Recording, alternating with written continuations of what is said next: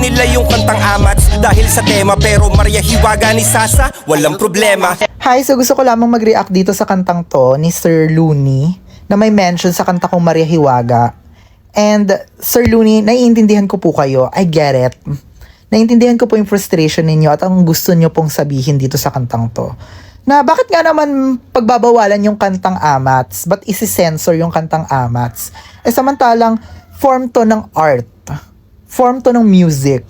And for a fact, na ang art naman ay dapat malaya. Ang sining ay dapat malaya. So nagigets ko yung frustration na bakit isi-censor. Eh samantalang, nagra-rap lang naman kami, nag-express lang naman kami, kumakanta lang kami. Sino kayo para i-censor yung art namin? At nagigets ko yun.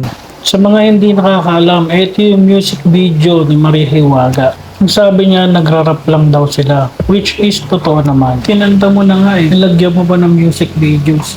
Pabor ba kayo sa mga sining ngayon? Merong mahiwaga talaga yung hinihigaan niya. Sino daw ba yung mga pideya?